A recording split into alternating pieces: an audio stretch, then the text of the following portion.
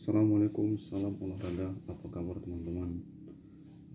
Pecinta sepak bola, apa kabar kalian semua? Semoga kalian sehat selalu dimanapun berada. Terima kasih telah standby, telah setia mendukung channel saya, konten-konten dari saya. Terima kasih para subscriber ya yang terus menantikan konten-konten dari saya. Salam olahraga, salam sportivitas. Ya, seperti biasa, kali ini saya ingin membahas timnas Indonesia yang sebentar lagi akan menatap kejuaraan Piala AFF 2020 yang sempat tertunda ya. Rencananya akan segera dilaksanakan di Singapura. Singapura ditunjuk sebagai tuan rumah pada edisi kali ini. Ya, bagaimana persiapan timnas Indonesia? Timnas kita sampai saat ini masih terus berjuang, berlatih, bekerja keras dipimpin oleh Coach Sintayong, dan mereka pemusatan latihan di Turki dan melakukan serangkaian uji coba ya. Kemarin melawan Myanmar menang 4-1, kemudian uji coba berikutnya menang 4-0.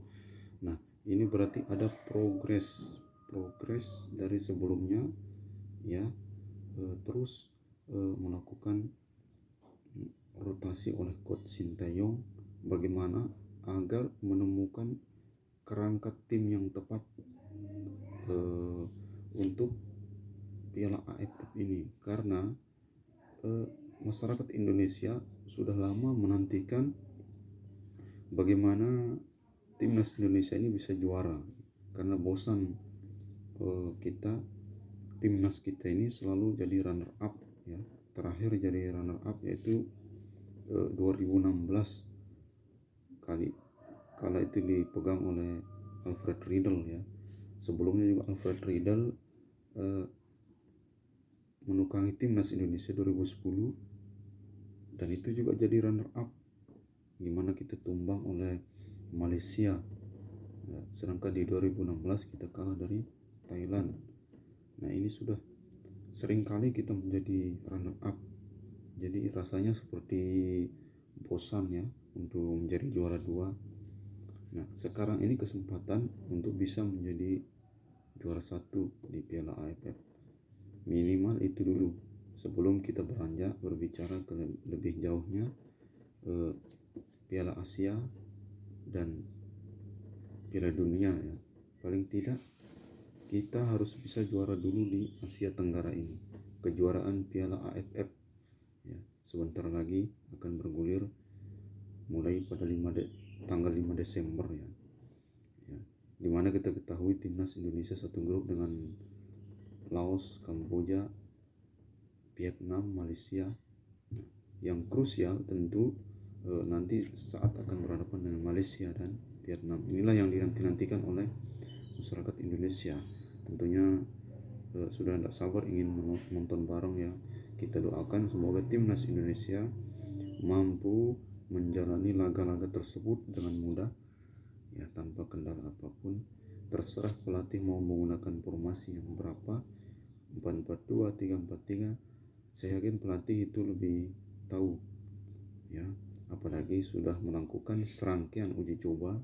Tentu paling tidak sudah ada kerangka tim yang dilihat oleh Sintayong ya, bagaimana pemain bertahan yang sesuai dengan kebutuhan tim, pemain lini tengah ya, stopper maupun gelandang serang ya.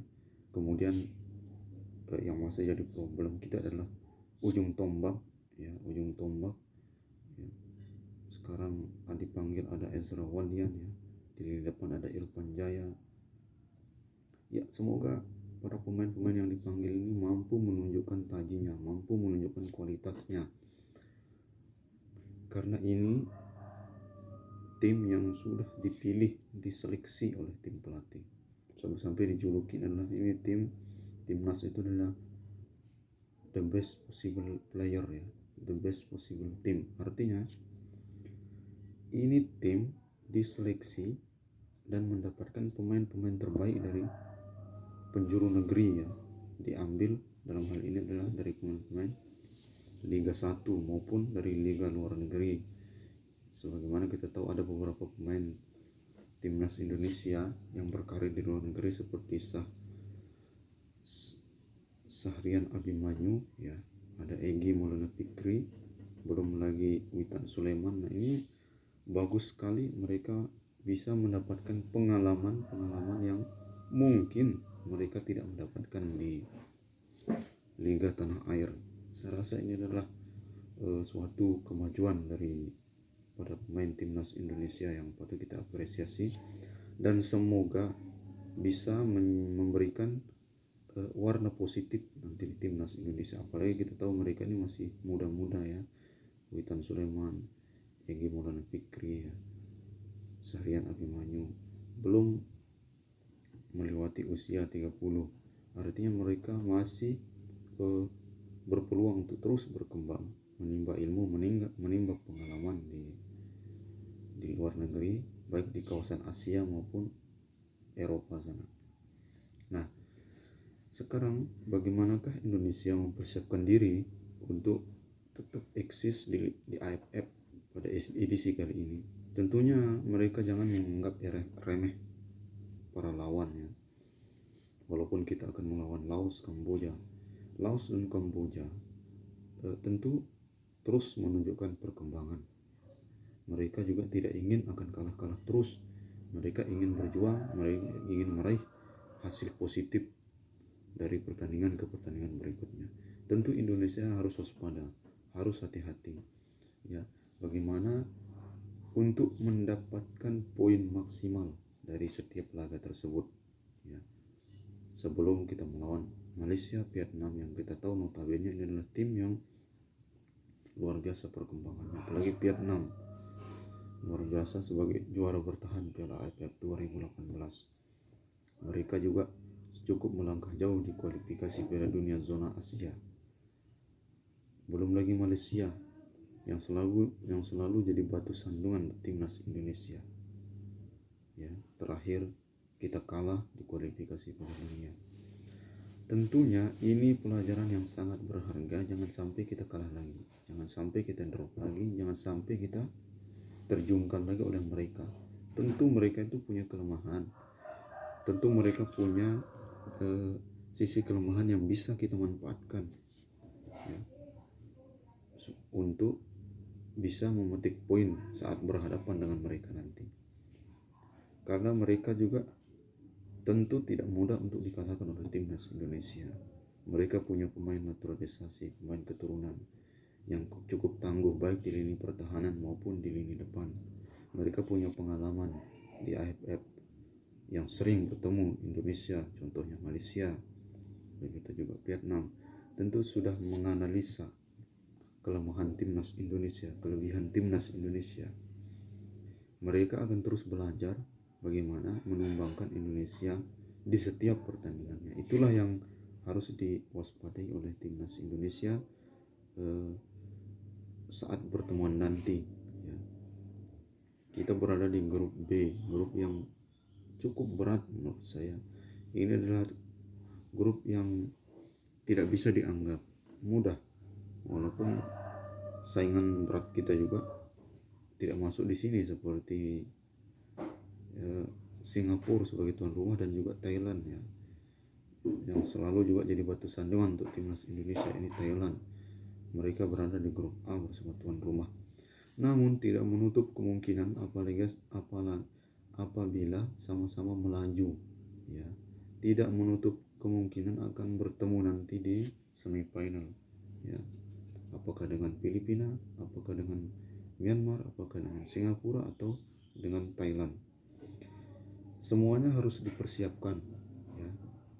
Dan saya yakin Coach Sintayong sudah menganalisa, sudah mempersiapkan tim dengan sebaik-baiknya, bagaimana merotasi pemain, dan saya yakin Coach Sintayong sudah mendapatkan kerangka tim yang baik untuk pagelaran Piala AFF edisi kali ini ya. Untuk masyarakat Indonesia, jangan mengucilkan, jangan meremehkan silahkan Anda doakan timnas kita ini agar mendapatkan hasil positif, hasil terbaik di Piala AFF nanti.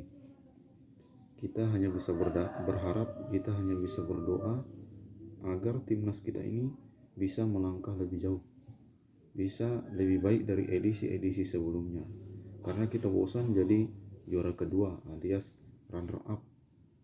Ya, sekali-sekalilah kita boyong Piala AFF ke tanah air kita tercinta ini. Ya, semoga Coach Sintayong bisa menularkan semangat saat melatih timnas Korea Selatan, sebagaimana Coach Sintayong kala itu 2018 mampu mengalahkan timnas Jerman, tim favorit juara, tim kuat di Eropa, mampu menumbangkan Jerman dengan skor 2-0. Nah, ini salah satu prestasi Coach Sintayong bersama Korea Selatan yang tidak bisa dilupakan oleh publik sepak bola dunia. Tidak bisa dipungkiri bahwa ini adalah prestasi mereka, mampu mengalahkan tim sekelas Jerman, ya, dimana kita tahu di sana dihuni oleh tim bintang-bintang Eropa, ya, mulai dari penjaga gawang maupun dari sampai penyerangnya. Siapa yang tidak tahu timnas Jerman dan para punggawanya? Tentu publik sepak bola sudah tidak asing. Selain dengan Brazil, Argentina, selain dengan Italia, Spanyol, selain dengan Uruguay, Inggris, ini timnas Jerman juara bertahan Piala Dunia 2014. Sedangkan 2018 ini juara bertahannya adalah timnas Prancis. Nah, sekelas juara bertahan Piala Dunia 2014, timnas Korea Selatan bisa mengalahkan dengan skor 2-0. Ini tidak lepas dari peran pelatih dan peran kolektif para pemain timnas Korea Selatan yang mampu memanfaatkan kelemahan dari timnas Jerman. Nah, itulah yang saya maksud, timnas Indonesia harus bisa seperti ini, ya. Memang yang utama adalah fisik, ya.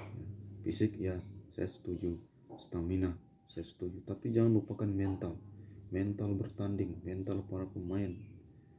Terus fokus di sepanjang pertandingan, jangan hanya jago di kandang mereka semangat, tapi ketika kita bermain di luar, kita harus menunjukkan mental kita harus menunjukkan visi bermain yang baik, kolektivitas tim, bagaimana menyerang yang baik dan bagaimana bertahan yang baik. Jangan kita hanya sibuk menyerang tapi kita lupa bertahan. Nah, ini kadang-kala menjadi kendala, ya, ketika pemain sibuk menyerang, lupa atau telat untuk balik ke belakang membantu pertahanan. Akhirnya pemain lawan seperti Vietnam, Malaysia, ya, tentu mereka juga tidak segan-segan untuk melakukan serangan balik atau counter attack dalam hal ini. Itulah yang harus diwaspadai oleh timnas Indonesia.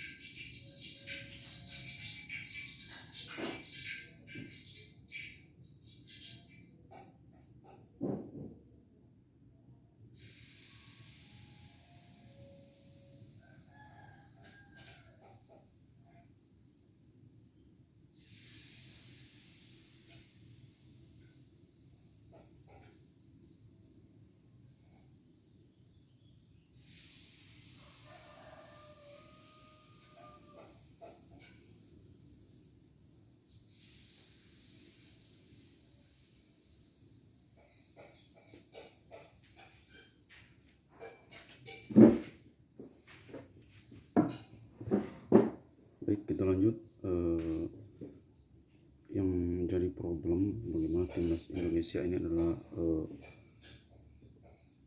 ada kabar bahwa dibatasi pemanggilan pemain dari tiap-tiap klub, yaitu maksimal 2 pemain.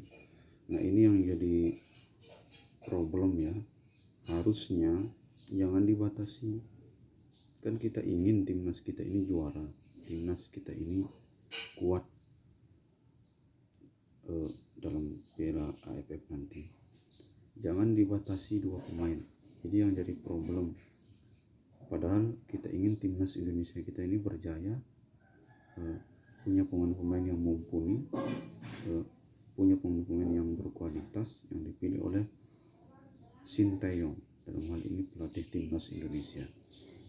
Harusnya jangan dibatasi. Misalkan dari Persija mau mengambil 4 orang, silahkan. Mau dari Persib mau mengambil 3 orang, silahkan.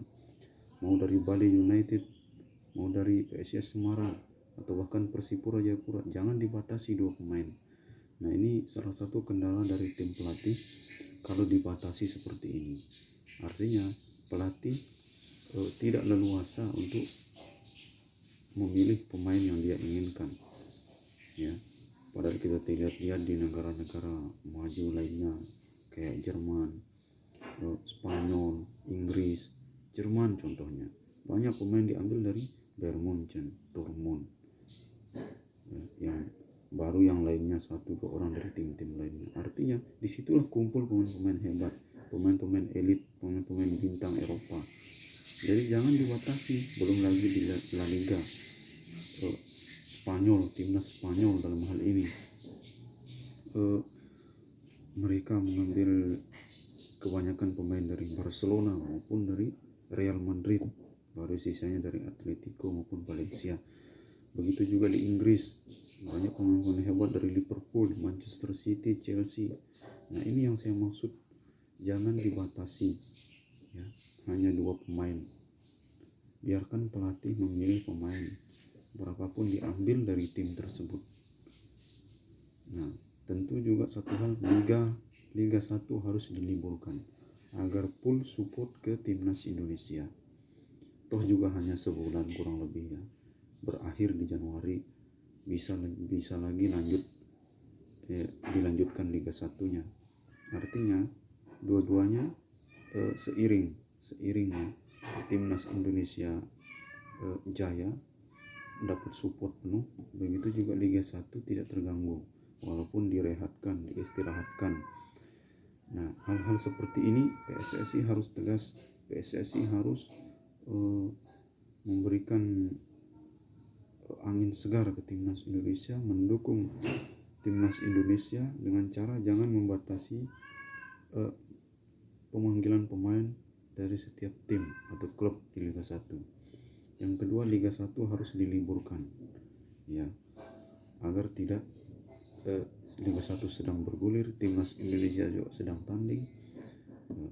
Artinya Liga 1 harus diliburkan agar full support ke timnas Indonesia, dan pemanggilan pemain juga kan tidak terganggu. Kalau di Liga 1 diliburkan, mau mengambil 6 pemain, 5 pemain, jadi tim juga tidak merasa dirugikan dikala Piala AFF sedang berlangsung, karena Liga diliburkan. Nah itu yang saya maksud. Jadi inilah salah satu kendala dari timnas Indonesia, tapi semoga ini bukan kendala yang berarti, ya, untuk menghalangi langkah timnas Indonesia di pegelaran Piala AFF tahun ini.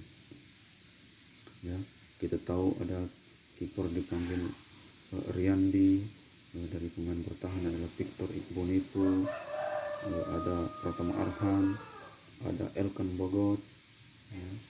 Siapa lagi pemain lini tengah, ada Ricky Kambuaya, ada Evan Dimas Darmono, ada Witan Sulaiman, Egy Maulana Fikri, Ezra Walian di lini depan, ya.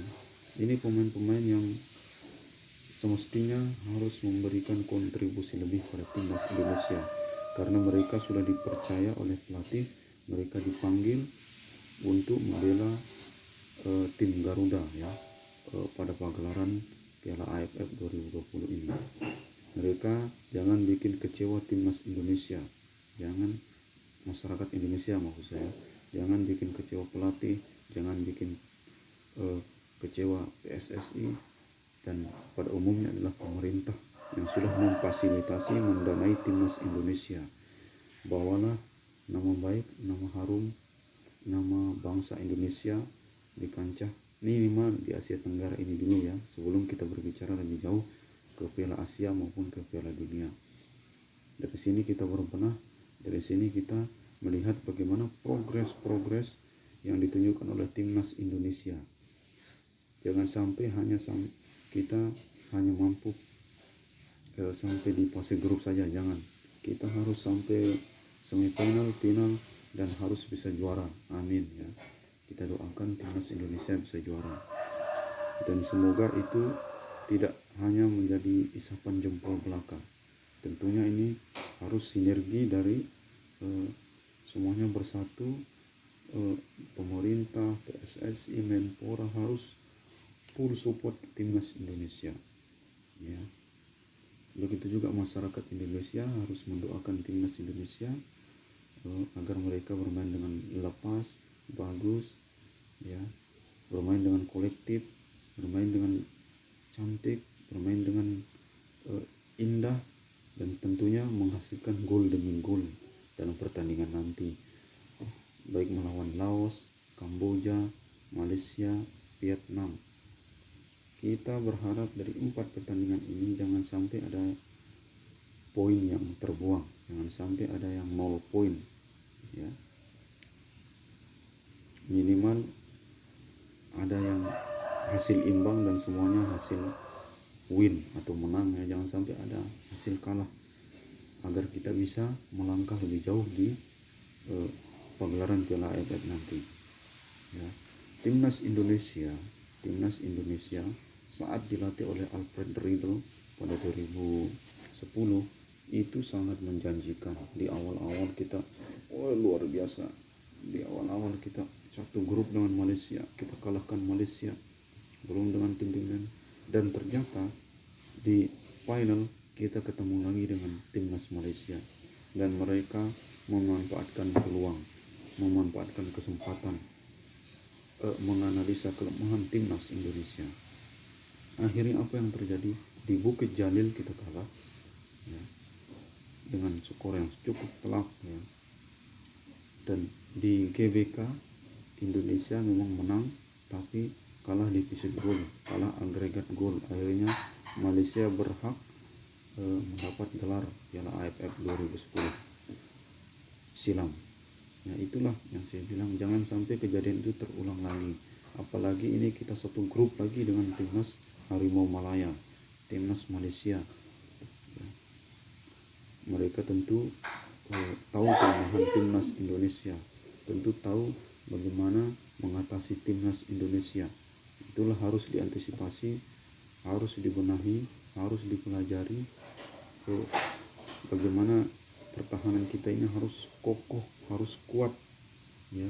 Jangan mudah terprovokasi. Nah, ini yang penting. Jangan mudah terprovokasi sehingga menghasilkan free kick, menghasilkan kartu kuning atau kartu merah. Ini tentu merugikan tim, ya, merugikan tim. Karena mau tidak mau, kalau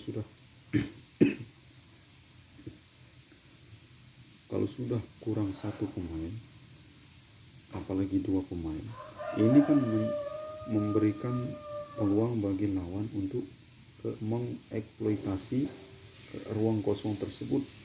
Itulah makanya kalau sebuah tim mendapat kartu merah itu sebuah kerugian, maka tim lawan akan mendominasi, mengambil alih permainan, mengatur tempo permainan, dan terus mendominasi untuk menyerang. Karena kita kalau bahasa kita kalau bahasa kita sudah kurang teman sudah berkurang, mereka temannya tetap solid. Nah, itulah mereka leluasa lebih menyerang dan berpeluang untuk mencetak gol. Inilah yang harus hati-hati timnas Indonesia. Jangan sampai kecolongan, jangan sampai ceroboh, jangan sampai gegabah, baik melakukan tackling, ya, jangan sampai melakukan hal-hal kecil, ya, atau passing error, ya, ini sangat berbahaya. Apalagi kesalahan-kesalahan dilakukan oleh center back atau pemain stopper dan mengakibatkan musuh mendapatkan free kick, ya, mendekati kotak penalti, dan terjadilah bola mati atau tendang bebas dalam bahasa kita. Nah, ini salah satu kelemahan timnas Indonesia, sedangkan kita sering kecolongan pada tendang pojok maupun tendang bebas. Ya, inilah kemulut di depan gawang harus dihindari. Kalau menurut saya harus dihindari, harus dijauhi. Bagaimana cara mengantisipasinya? Harus hati-hati melakukan pelanggaran, jangan terlalu parah, apalagi sampai mendapatkan kartu. Ini adalah kerugian bagi tim. Ya, timnas Indonesia harus belajar profesional, bermain secara dewasa, bermain secara kolektif agar tidak merugikan tim di saat mengambil keputusan, baik melakukan tackling ataupun defense yang fatal atau miss, sehingga wasit bisa mengeluarkan kartu kuning maupun kartu merah. Saya rasa dalam hal ini pelatih harus lebih memfokuskan juga pada hal ini. Begitu juga memberikan instruksi bahwa pemain jangan egois, jangan main sendiri, apalagi sudah berhadapan di depan gawang lawan. Mereka harus melihat teman yang lebih kosong lebih berpeluang mencetak gol. Jangan paksakan sendiri untuk mengisi ke gawang lawan, dan ini sering terjadi di timnas Indonesia. Saya berharap hal-hal seperti ini jangan terjadi lagi. Bermain kolektif itu harus bermain kompak, bermain tim, ya. Ketika kita tidak mampu mencetak gol di depan gawang, kita harus bagi ke teman yang lebih berpeluang. mencetak gol. Dan hal-hal seperti ini pelatih harus mengingatkan para pemain, karena ini penting. Karena setiap peluang yang kita dapatkan, kita harus maksimalkan. Kalau bisa jadi gol itu loh. Harus memanfaatkan peluang sekecil apapun. Apalagi ketika satu lawan satu berhadapan dengan kiper lawan. Kalau tidak gol, ini rugi sekali menurut saya. Harusnya gol, ya.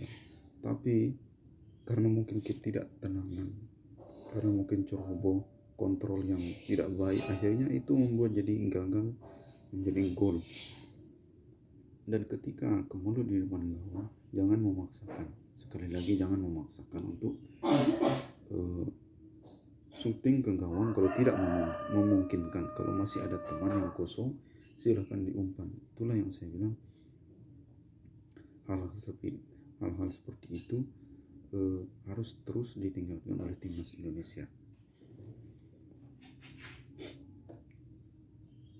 Begitu juga tatkala di ruang ganti, saat turun minum atau istirahat, timnas Indonesia mempunyai pelatih. Pelatih harus bisa memberikan suntikan motivasi kepada pemain. Jangan sampai mental pemain drop, ya, tapi harus dimotivasi lagi oleh pelatih. Nah, ini salah satu menurut saya adalah fungsi pelatih di sini. Bagaimana membangun mental pemain kembali. Jangan sampai drop gara-gara ketinggalan 1-0, mental drop, mental turun, sehingga lawan makin mudah untuk mengalahkan timnas Indonesia. Harusnya ketika kita ketinggalan 1-0, kita harus lebih semangat lagi untuk menyerang. Kita harus lebih semangat lagi untuk membangun serangan dari bawah, ya. Dan tetap jangan melupakan pertahanan. Nah, mental pemain ini ketika sudah terbangun, ketika sudah teruji, ya, terus dimotivasi oleh pelatih, maka mereka tidak akan mudah goyah bagaimanapun lawan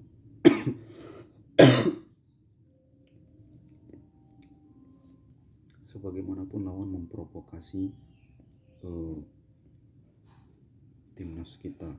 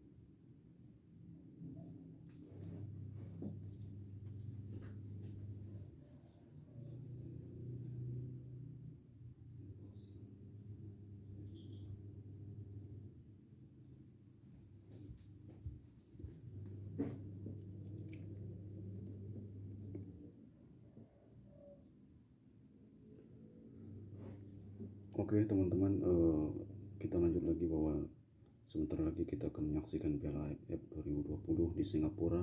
Jangan lupa dukung timnas Indonesia, supportnya, doanya, jangan meremehkan, jangan merendahkan, tapi kita dukung. Semoga Indonesia bisa juara, bisa membawa gelar Piala AFF ke tanah air tercinta. Itulah harapan kita. Jangan lupa nanti nonton di RCTI ya, ataupun di channel yang lainnya. Untuk masyarakat Indonesia seluruhnya, mari kita doakan timnas Indonesia bisa berhasil. Tentu ini akan menjadi trending, menjadi viral akan ada tontonan masyarakat dalam waktu dekat untuk nonton di TV atau nonton bareng melalui layar lebar akan seru sekali ya, sebagaimana edisi-edisi sebelumnya. Pastinya masyarakat Indonesia mengadakan nonton bareng karena ini menunjukkan jiwa nasionalisme, karena kita mendukung timnas Indonesia membawa nama negara kita ya. Tentunya akan greget sekali kita nonton bersama teman-teman, sahabat, keluarga. Mari kita dukung timnas Indonesia agar bisa juara Piala AFF. Oke, sekian dulu konten dari saya. Jangan lupa bagi yang belum subscribe-nya teman-teman. Subscribe gratis kok, tidak mahal, tidak berbiaya. Silakan tekan tombol loncengnya juga biar selalu mendapatkan notifikasi dari konten-konten saya. Sekali lagi tekan subscribe itu gratis. Salam olahraga, salam sportivitas. Assalamualaikum warahmatullahi wabarakatuh.